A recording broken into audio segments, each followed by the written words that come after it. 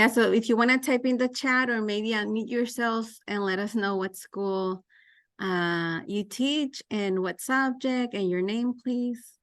So we know who's in the room, maybe even the city. Hi, Karina. Hi, good morning, Bianca. I am from Universidad Autónoma de Baja California, and I'm a teacher at the Industrial Design career. And this is, I know this is for a teenage,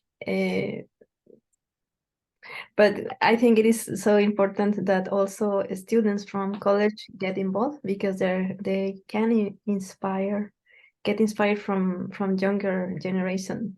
So this is exciting for me and for my students. Thank you so much for the invitation. Thank you, Karina. Yes, so as Karina was saying, our focus of the program, we'll get into it, but like our focus is middle, high school students from all over the world. But of course, anyone is open to use the curriculum and have access to the curriculum.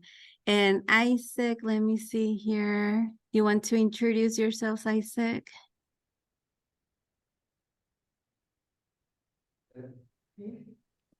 Hi, Bianca.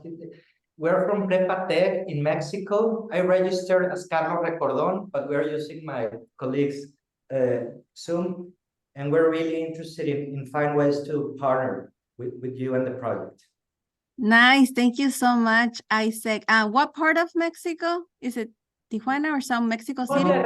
Monterrey, but we have 34 campus all across Mexico. So the press is the high school system of Tecnológico de Monterrey.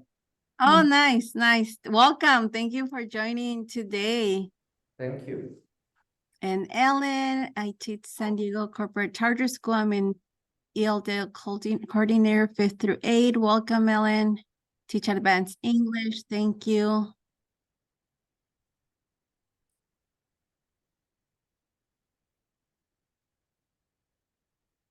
Ellen, have you been through the challenge before, or this is the first time?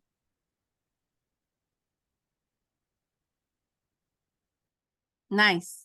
Great to have you. Okay, so to be respectful of everyone's time, we'll go ahead and get started.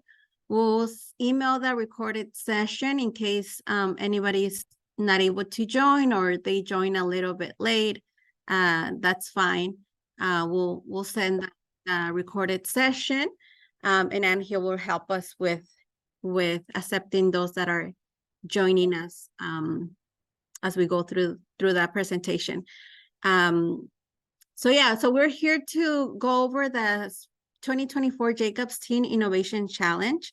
This is a fun opportunity for educators and teenagers from all over the world to create innovative solutions to global goals. But also they also win money for prizes, and we'll go over everything in detail of how the challenge works. And just to let you know, our deadline to submit your application is January 10th. So January 10th, 2024.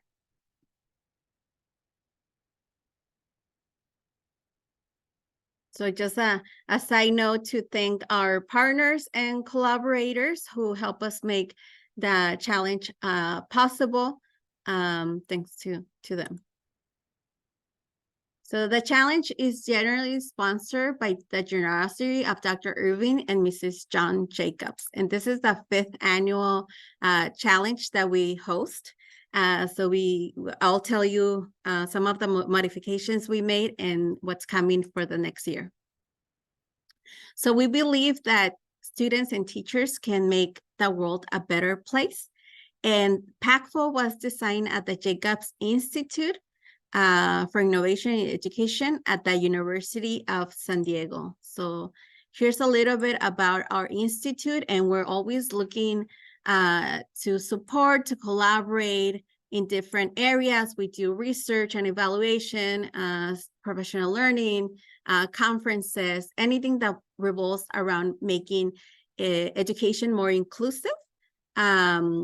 in different areas. So we have local partners. We also have expanding our international partners. So we always invite you to have those deeper conversation. If there's like any programs or projects that you're working on, feel free to contact me or anyone else at the team. And we're happy to again, to discuss this, especially just some insight, because I know we have partners from Tijuana, from Mexico. We're working on developing the Spanish version of PACFO for next year. But this year, right now, I'm going to address the Spanish version only. But it's also a potential for collaboration. So this is our team. Perla Myers, our executive director. Lisa Dowley, she's a co-founder of PACFO. Myself, I'll be leading the challenge this year. Bianca Alvarado, I'm the associate director of Tech and Innovation Impact here at the Institute. Derek, who's helping us do all the updating and formatting of the application. And Anne, I'll let you introduce yourself. Hi, everyone. My name is Annie Avalas. I am the Social Innovation Specialist here with the PACFO team, and I am in charge of outreach with anyone. So if you have any questions, please don't hesitate to reach out. Thank you, Anne. So we're so thankful to have Anne and the team to support us through the different components of the challenge.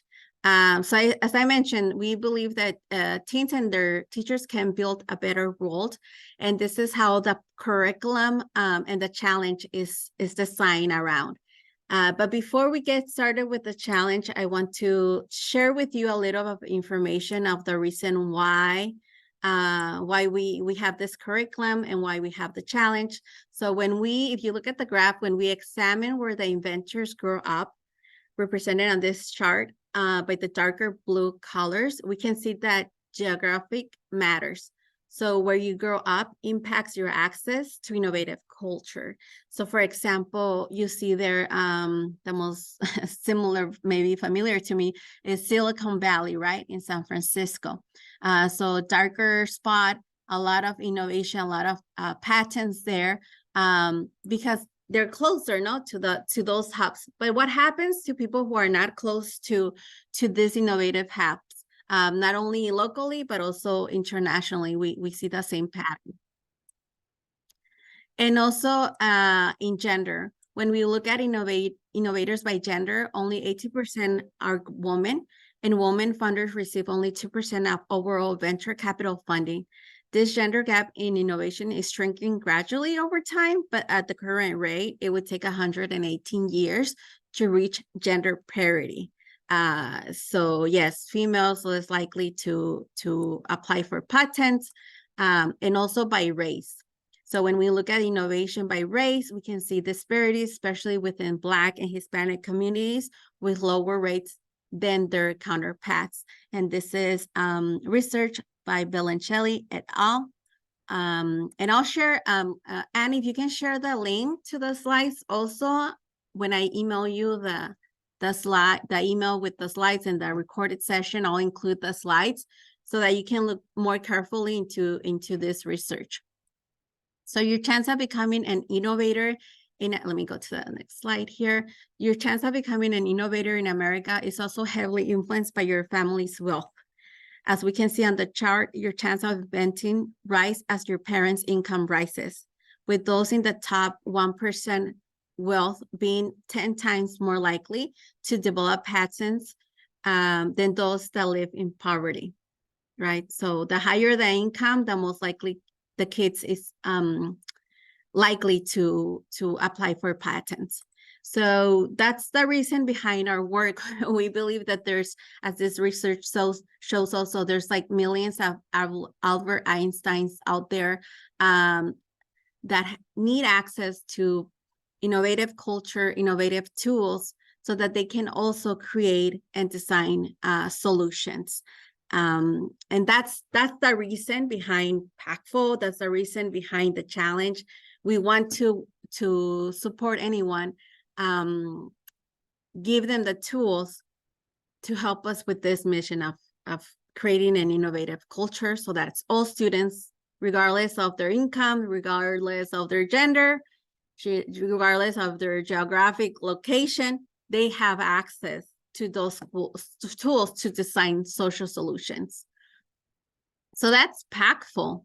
Packful is an open source website app that is available to anyone who wants to access these resources and tools.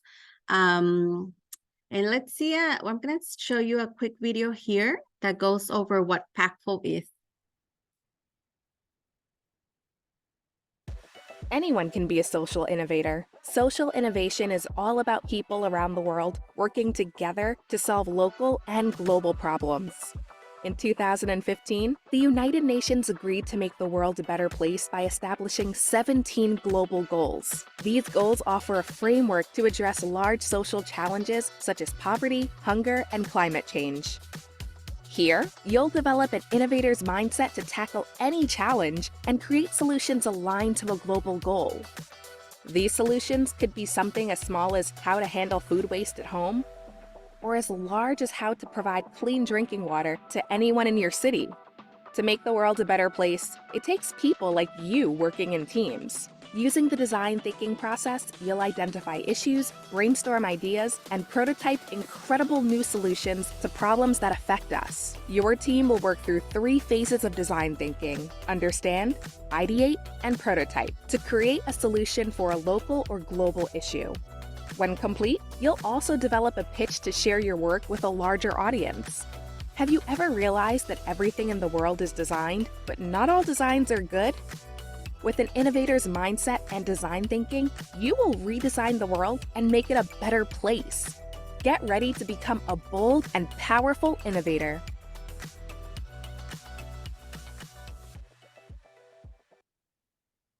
Also, feel free to type in your questions and we'll get to those at the end of the session, but feel free to put them in the chat, and then at the end can help us review those questions. Feel free to drop it in the chat, or we'll leave also some time at the end for Q&A. So the curriculum. So the curriculum goes over helping students become social innovators that align also with the global goals. And they do this through learning the design thinking process to develop an innovator's mindset. And that's also the heart of the curriculum. How do we teach students to develop an innovator's mindset so that they can tackle any challenge that they can come across in the future, even for like their personal challenges that they're going through at their school, at their local community, at their city, in their country? How can they have the tools and develop the innovator's mindset so that they know how to design solutions for those challenges that they're confronting, both at their local level or global level? So that's what the curriculum does. And we do this first and I'll show you like how the platform looks and how you can access the platform, Packful. You can also search it up if you want to get a head insight into that. It's packful.org. But really, when students log in and teachers log in, they start designing their solutions by selecting a global goal. So all solutions are aligned with the 17 UN global goals. These goals were created by the world leaders that address social, physical, environmental issues, and more. By addressing these goals, students can engage with their community to make a difference. So you'll see some goals here, for example, no poverty, clean water, zero hunger. One very popular one that we have seen, of course, even before COVID made it more significant for students, but yeah, so it was mental health and well-being. It's one of the mental health and well-being is one of those solutions we've seen through like the different programs and camps, summer camps that we run here at the Institute. The students have like a high interest on, and they've been able, using the Packful curriculum, to develop solutions around that. But it depends by region. So a little bit of how the process works is it's up to the educator to decide what global goal, if they're going to assign it to their students, right? Or some educators we've seen, they let students choose the goal. It's really up to the educator. Sometimes they align it more to their curriculum, to their class. If it's an after-school program, It might be more flexible. So it's really up to the educator to decide with their students what's the best approach. And this is the design thinking process that we use to teach students about designing social solutions. So you'll see here, it has 3 different phases and it has like a pitch phase. So you have the understand phase that helps students understand what's the root cause of the social issue. It also has, and I'll show you how like you can access all this information through the curriculum, but we have over 30 activities on the platform that you have access to. You can download them at any moment. Or use them as part of the challenge and do them as we walk you through the challenge if you sign up. So the first phase is understand, which is really about helping students understand the social root of the problem. So that might look like we have some activities that help students interview local leaders, do some research, question their assumptions. So all those activities are within Pac-12 curriculum. And then there's the ideate phase. So how do you start designing solutions for the problems that you're seeing? Prototype, creating a prototype, testing out with users, getting their feedback, refining your prototype based on the user feedback, and finally creating a pitch, which is the final. It's like a video that students create for us for the challenge, and they submit it, and that's how they compete in the challenge. But as you can see here for the design thinking process, we have arrows all over because we see that designing social solutions is not, and I'll go through it on the next slide, but the curriculum is not linear, right? So designing social solutions require, or any innovator requires you to jump back and forth between the different phases. But this process has been simplified for middle and high school students.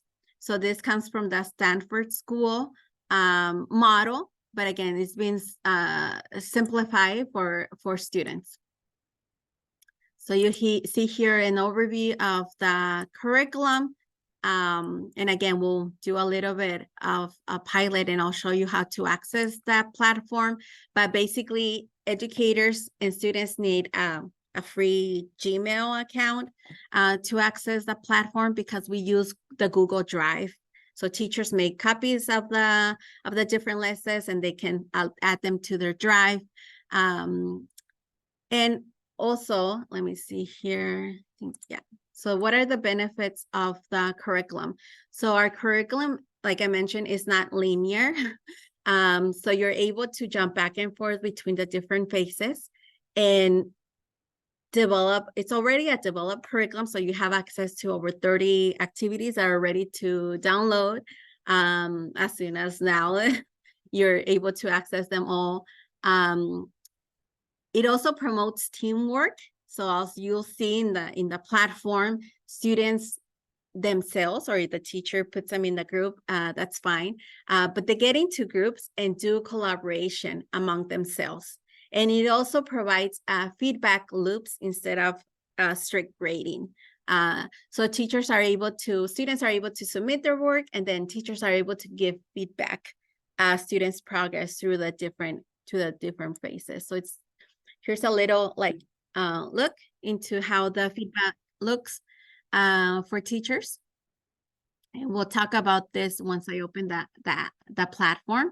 But you can see here the students can submit the file and the teacher can provide feedback, and it has like a timestamp of her comments for students to view and access. So now the challenge. So this is the platform. So now we use that curriculum for students to go, and for educators to go through the challenge. So what are the requirements to be part of this challenge? So when we say educators, we mean like any adult who wants to guide a group of students. We also have, like, for example, organizations, nonprofit organizations, parents that do homeschooling, like really any adult that wants to organize a group of students. And mainly that has been like middle or high school educators But again, our word for educators is broad. Anyone who wants to organize a group of students and support them through the challenge. So just to access the platform, again, 13 years or older, because it is a platform the students need to have access to. If you have any students who are like 12 years or younger, then you can just pair them with the older kid. And they need Google accounts, which are free to get. And again, the application deadline to apply is January 10th. So here's a little bit of the timeline of how it works. So right now, last month we had an information session. We were doing recruiting. This month we're also doing outreach. This is our information session. We might have one more, but really on January 10th, we close applications and then we start the training. So teachers need to register before January 10th so that they have access to the training. So the different phases that I mentioned, we go through them every month. We meet once a month online. And again, if they're not able to attend the live session, then we always send that recording. We always send that recording so that they can watch that recording, or even we had some teachers also that share that recording with their students, which is also fine. But you see here in the timeline that once we close applications, that every month we focus on a different phase. So we have the understand phase on January 25th, the ideate phase in February. March, we have the prototype, and April, we have the pitch phase. And here, this year, we're inviting other teacher alumni to share their experience and how any like insights they want to share with any new teachers of how they went through this process. But we also give you insight into like the activities, how to use them, answer any questions you might have about the different phases. So we, when you join as an educator, you don't have to know anything about design thinking. You don't have to know anything about social innovation. We really start from ground zero, and we train you through the different webinars. So it's okay if you don't have like that background or any background at all. Anyone can join.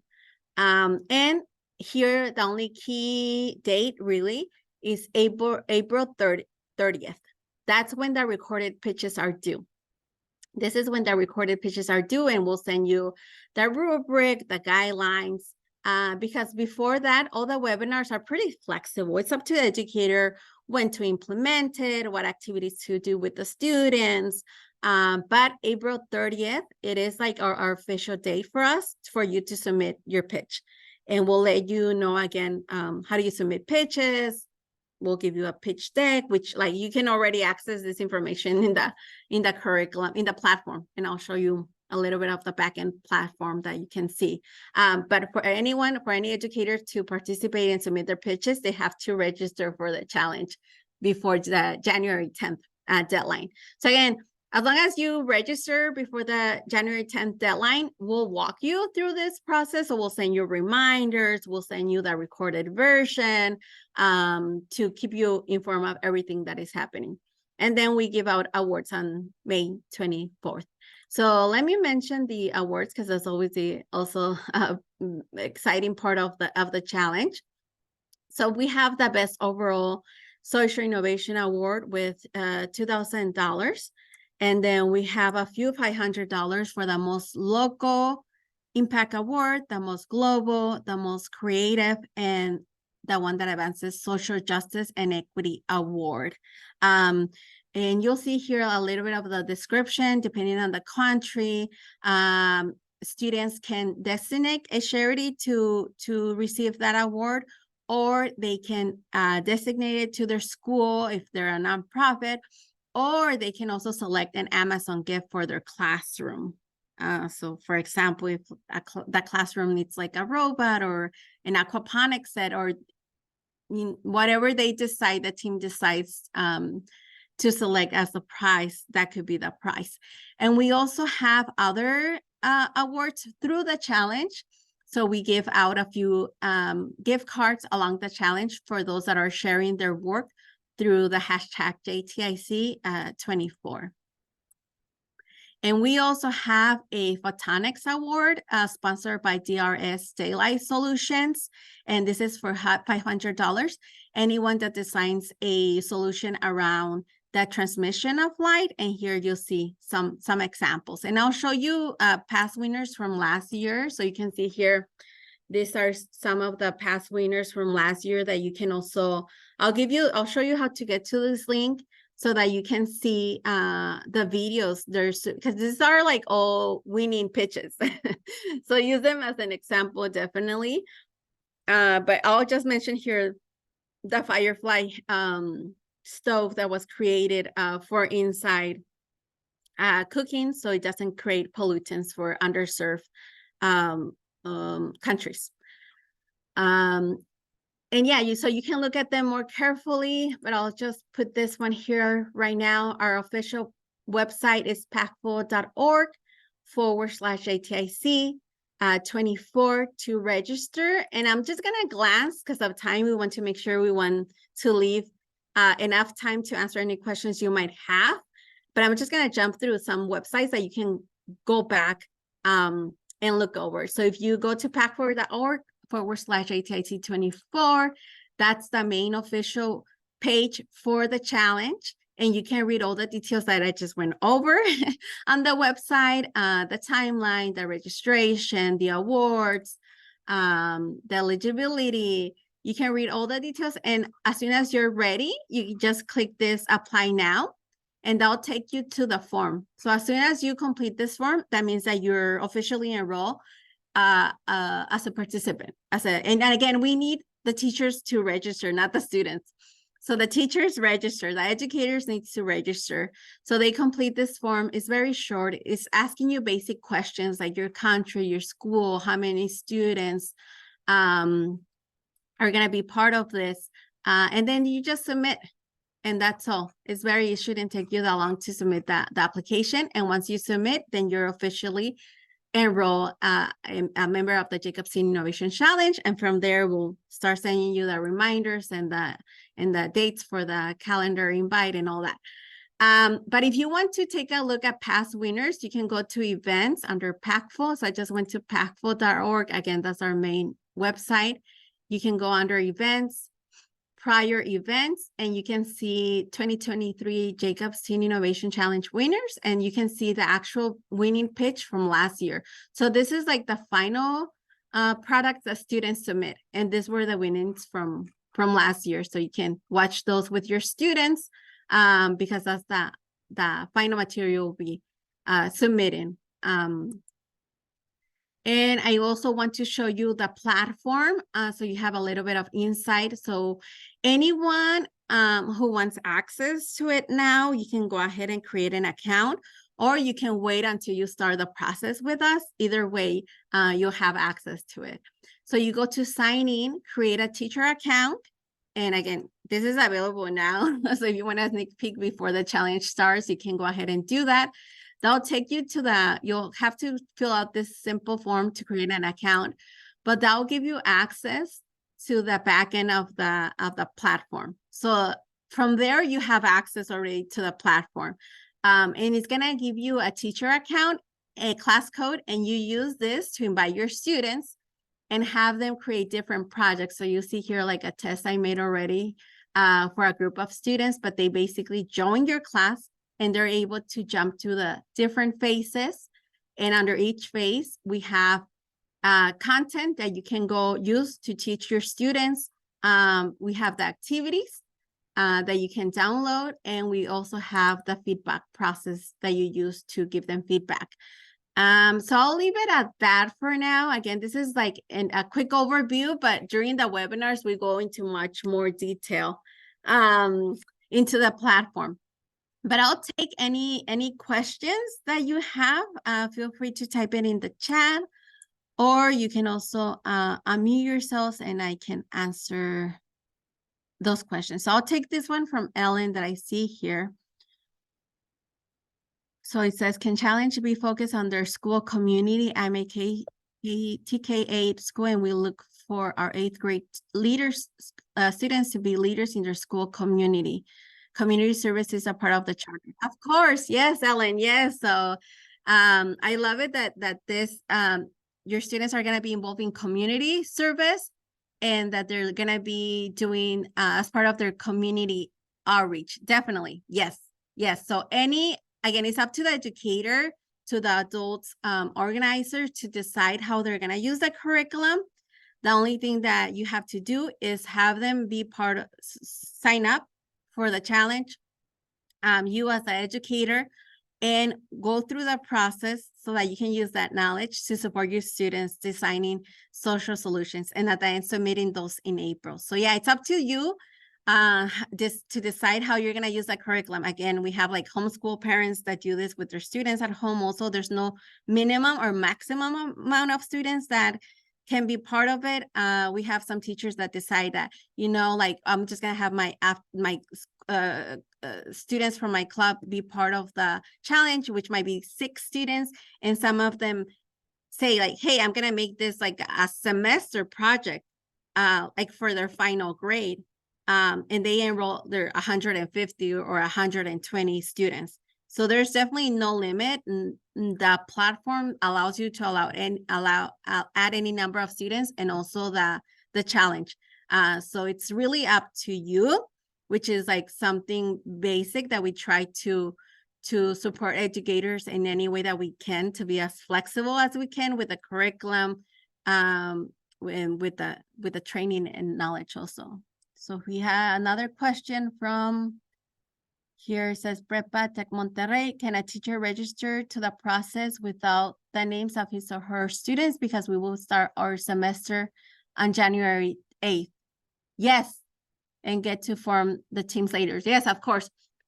So we don't need the name of the students for you to submit. Again, I'll open this the application. The only thing we need right now for teachers is to go to the official website, click that purple button, say apply now, and complete this form. And it's only asking you how many students are going to be part of it. It doesn't ask you like their student's name. We don't need that information.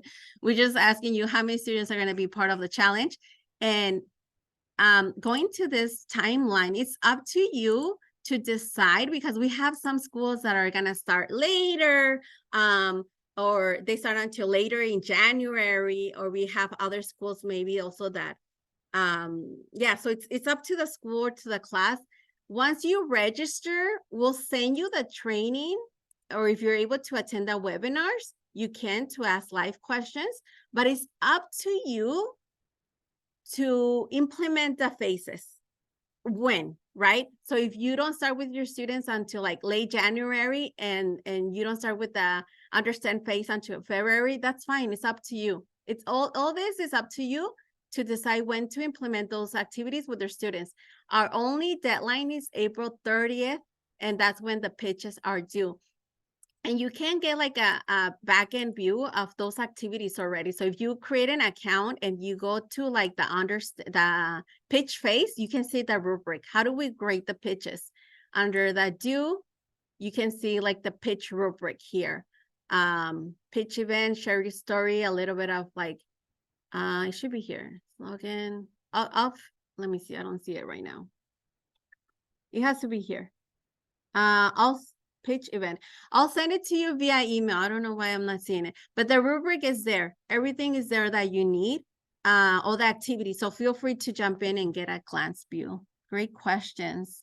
Benjamin, hello, Bianca. Can a teacher mentor 2 different teams from the same school?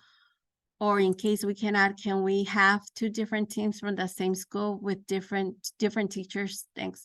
Yeah, so it's up to the school, it's up to the teachers to decide what students are gonna guide. The number of teams you can have is unlimited by school, by teacher. You'll see once we start asking for the pitch submission, you will ask you to have, if you have like a lot of, we'll ask you to do like an internal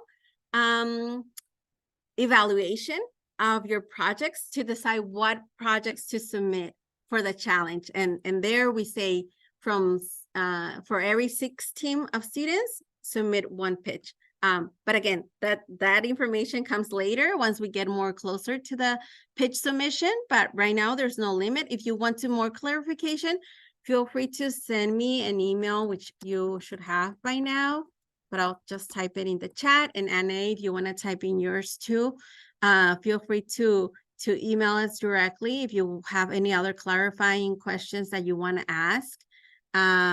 Any other questions? Those are really good questions. Anybody else has any other questions we can answer?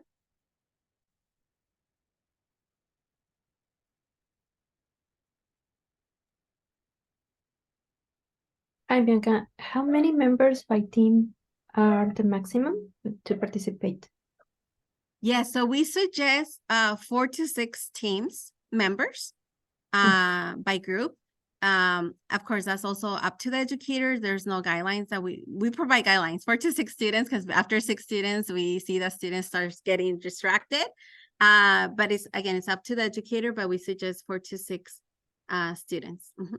Okay, thank you very much. You're welcome. I consider everything is so clear. It depends on the exploration that we're gonna do in the platform. And then maybe there are going to be more questions about the process, but thank you very much, Bianca. Yeah, feel free to email me if you have any other questions. We can jump on a Zoom call even for 5 minutes to help answer any of those questions. And again, like all the activities are available in the platform. So if you wanted to go take a look, use them for another project, use them for a conference training, you have access to that already. But again, if you want to be part of the challenge, have students win prizes, then you have to complete that form. The website again is pacfo.org/ATIC24 to be able to be part of the prizes. I think that's all. Feel free to stay if you have any other questions, but we'll stop the recording, and then if anybody else has any questions